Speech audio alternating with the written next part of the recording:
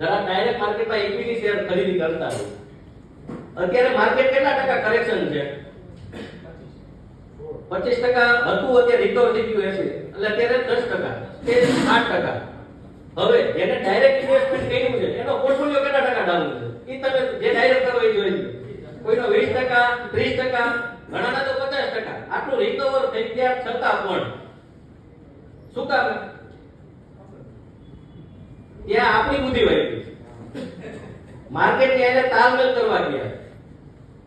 તમે માર્કેટની સાથે તાલમેલ કરશો તો કોઈ દિવસ તમારા પૈસા નહીં બને.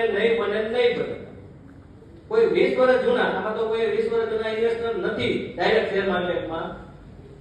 હવે અને કોઈ એવો મને બતાવી દો કે 3 વર્ષ કે 5 વર્ષ જૂના કોઈના પૈસા પડ્યા હોય. આજે આ સ્ટોક ચાલ્યો, કાલ ઓલો સ્ટોક ચાલ્યો, ઓલું ચાલશે. અત્યારે તો ક્રિપ્ટોકરન્સી આવી ગઈ, મહિનામાં ડબલ. તો મહિનામાં 50% સમજાય? જે આવક જ નથી, તમને ખાલી 2% ની વેલ્યુ બતાવી. મહિને 2% ની વેલ્યુ લોંગ ટાઈમે કેટલી થાય? તો આપણે 100% કમાવા જવાય નહીં. 100% કમાવા જઈએ તો શું થાય? 100% જાય પણ ખરા, બે બાજુ 50%. મેં કેમ કીધું?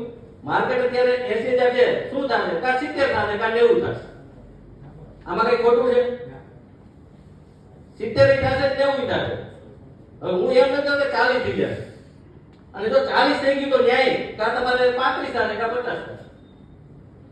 જે તે સમય જે છે ત્યાંની કેલ્ક્યુલેશન થાય. અપ જવાની લિમિટ નથી, નીચે જવાનું 10%, 15%, 20%. કોરોનામાં આવું કરેક્શન હતું તો 38% ડાઉન ગયું માર્કેટ. કેટલું? 38%. પણ ખાલી 1 વર્ષની અંદર કેટલા ટકા રિટર્ન આપી દીધું? 70%, 80% રિટર્ન આપ્યું. જેટલું તૂટશે એથી ડબલ ઝડપથી વધશે. એના માટે ટાઈમ એને 6 મહિના, વર્ષ કે 2 વર્ષ પણ થાય. સમજાય છે ને?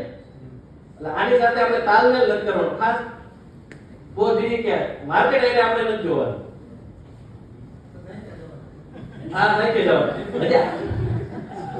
આજે આપણી ઉંમર શું હોય કે કમાવાની, વાપરવા માટે. આપણે જ્યારે ઇન્કમ બંધ થાય ત્યારે આપણે પોર્ટફોલિયો બની ગયો ત્યારે આપણે ખાલી એસડબ્લ્યુપી જ કરવાની.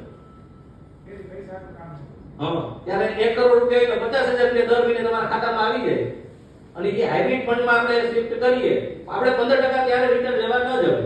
જ્યારે તમારી 60 કે 65 વર્ષની એજ હોય ત્યારે 10-12% રિટર્ન વાળા ફંડમાં જ પૈસા ઇન્વેસ્ટમેન્ટ કરાય, જેથી કરીને તમારો પોર્ટફોલિયો ડાઉન ન થાય. વધારે રિટર્ન ની આદત, કારણ કે તમે જે રોકશો 6% જો ઘણું થઈ જાય. પણ 6% માટે લેવા માટે અત્યારે તમારે જે રકમ કરશો એના 10 ગણી રકમના તમે કરી શકો. દાખલા કે 10,000 ની એસઆઈપી હોય અને 20 વર્ષ 25 વર્ષ ચાલી ગયું, તમે લાખ રૂપિયા રિડમ્પશન કરીએ ખાલી 6% નું રિટર્ન, તો 6% નો ગ્રોથ થશે. જો તમે લાખ રૂપિયા આવતો હોય તો 6 લાખ રૂપિયા તમારે એડે થવાના વેલ્યુ મુજબ. અને કેમ કીધું કે દર વર્ષે તમને એવરેજ રિટર્ન મળે છે 12%, 15%, પણ પ્લસ માઇનસ આવવાનું છે. એટલે એમની સમજ કે આ વર્ષે 20%